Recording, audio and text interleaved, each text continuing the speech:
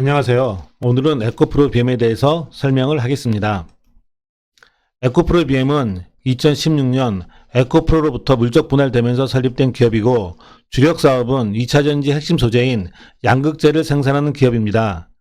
2차전지의 4가지 핵심 소재는 크게 양극재, 음극재, 전해액, 분리막으로 구성되어 있고 이 중에서도 2차전지의 성능을 결정짓는 가장 중요한 소재가 양극재입니다.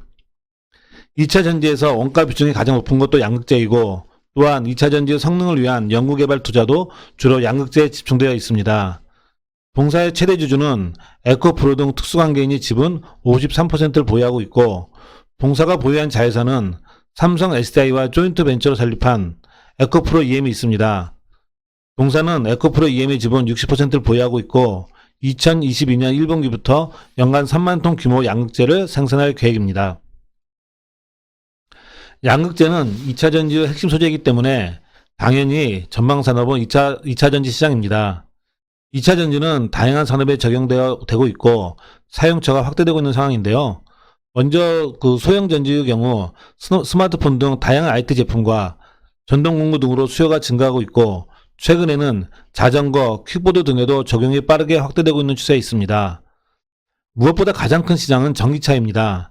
세계 주요 정부들은 온실가스 배출 감소를 위해 전기차 도입을 서두르고 있고 이에 따라 중대형 2차전지 시장이 빠르게 확대되고 있습니다.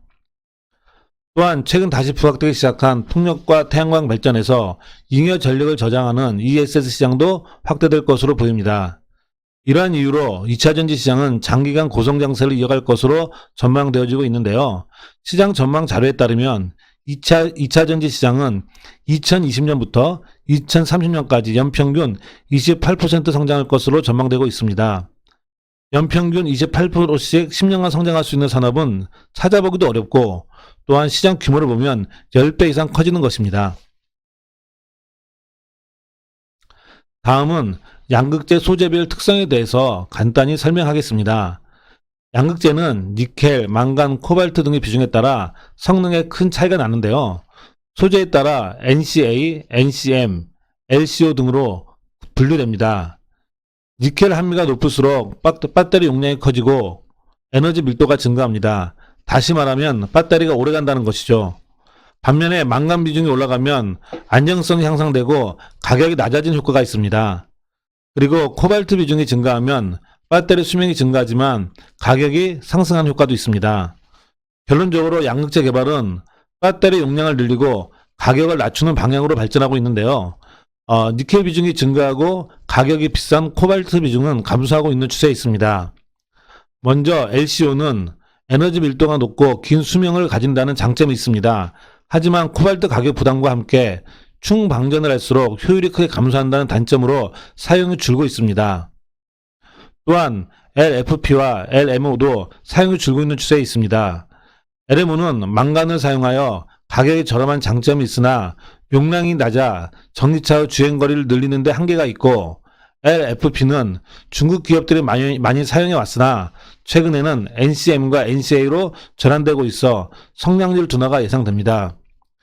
결론적으로 양극재 시장은 니켈 함량이 높은 NCA와 NCM이 주도할 것으로 보이고 NCM 중에서도 NCM111보다는 NCM622, NCM811 등으로 니켈 비중이 높은 양극재 사용이 증가하고 있는 추세에 있습니다.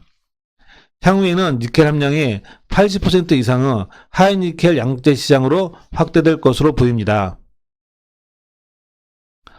앞에서 설명한 것처럼 2차전지 양극재 시장은 하이니켈 시장으로 확대될 것으로 보이겠다는 점에서 향후 NCA와 NCM 양극재 시장의 비중은 더 확대될 것으로 보이는데요. 이러한 상황에서 동사는 국내에서 유일하게 NCA와 NCM을 동시에 생산하는 기업이고 하이니켈 NCA 시장에서 세계 2위의 시장 점유율을 확보하고 있습니다. 특히 삼성 SDI와 함께 설립한 에코프로 EM은 지난 2000년 6월 착공한 연 3만 톤 규모의 하이니켈 NCA 양극재를 2022년 1분기부터 양산할 계획입니다. 또한 동사는 SK 이노베이션과 4년간 2조 7천억 원의 NCM811 공급 계약을 체결한 상태입니다. 동사의 최근 영업실적에 대해서 설명하면 동사 2020년 3분기 매출액은 전년 동기 대비 65% 증가 2,502억 원, 영업이익은 동기간 82% 증가한 179억 원이었습니다. 분기 매출액과 영업이익 둘 다 사상 최고 실적이었습니다. 부분별 매출액을 보면 전기차 부분이 전년 동기 대비 214% 성장을 보였고 넌 IT와 ESS 등에서도 20% 성장을 보였습니다. 코로나에 따라 글로벌 자동차 판매는 부진했으나 전기차용 NCA와 NCM의 판매가 빠르게 확대되고 있기 때문입니다. 동사 매출 비중을 보면 아직까지는 넌 IT 비중이 높으나 세계 전기차 시장의 전망을 고려할 경우 향후 전기차량 매출 비중이 고성장할 것으로 기대됩니다. 다음은 전기차 시장에 대해서 간단히 설명하겠습니다. 먼저 좌측 상단 그래프를 보시면 2021년 글로벌 전기차 판매는 312만 대로 전망되고 있습니다. 따라서 전기차 침투율은 3.8%에 달할 것으로 보입니다.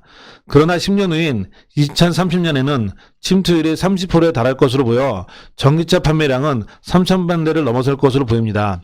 이는 세계 주요 국가에서 친환경차 정책을 강하게 추진하고 있기 때문인데요. 미국은 2050년까지 100% 청정 에너지로 전환을 계획하고 있고 전기차의 전폭적인 지원과 화석연료 산업에 대한 지원금을 삭감하고 있어서 신재생 에너지로 전환은 더욱 빨라질 것으로 보입니다. 미국 전기차 시장은 2025년에 연간 100만 대 판매가 예상되고 있습니다. 또한 유럽에서도 전기차 시장이 빠르게 확대되고 있습니다.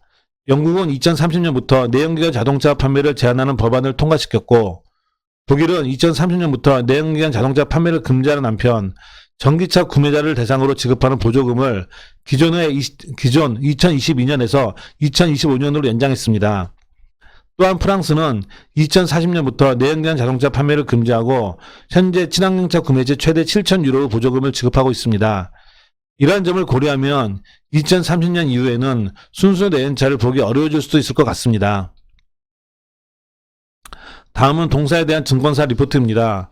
왼쪽 리포트는 지난주에 발간된 교보증권 자료입니다. 여기에서 동사는 하이니켈 양재 부분에서 높은 기술력과 고객사와 조인트 벤처를 통한 안정적인 증설 등을 이유로 동사에 대한 투자 의견 바이와 목표 주가를 24만원을 제시했습니다. 오른쪽은 하나금융 자료입니다. 2021년 전기차향 매출이 2배 증가하고 향후 5년간 5배 이상 증가할 것으로 전망하고 있습니다. 여기에서도 투자 의견 바이를 제시했습니다. 네이버 자료에 따르면 동사의 2020년 매출액은 전년 대비 43% 증가한 8,788억 원, 영업이익은 동기간 61% 증가한 598억 원으로 되어 있습니다. 벌써 2020년 12월이라는 점에서 올해 실적보다는 2021년 전망치가 중요한데요. 앞에서 언급한 교보증권은 2021년 영업이익과 순이익을 각각 970억 원, 740억 원을 전망하고 있고 하나금융투자는 2021년 영업이익과 순이익을 각각 848억 원, 662억 원으로 전망하고 있습니다.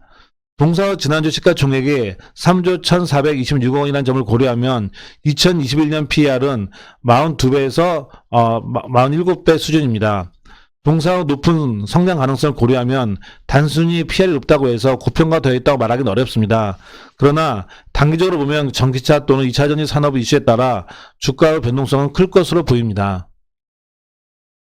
내용을 정리하면 글로벌 전기차 시장은 향후 폭발적인 성장이 예상되고 있습니다. 이러한 상황에서 2차 전지의 핵심 소재인 양극재 시장도 고성장세를 이어갈 것으로 보입니다. 동사는 이미 2차 전지 양극재 시장에서 글로벌 경쟁력을 확보하고 있다는 점에서 전기차 시장 확대에 따른 수혜가 예상됩니다. 동사의 2021년 PER은 42배에서 47배 수준입니다. 단순히 보면 매우 높은 수준이나 동사의 높은 성장성을 고려하면 고평가되어 있다고 판단하기는 어렵습니다. 이것으로 기업 설명을 마치겠습니다. 구독과 좋아요는 자료를 작성하는 저에게 큰 힘이 됩니다. 감사합니다.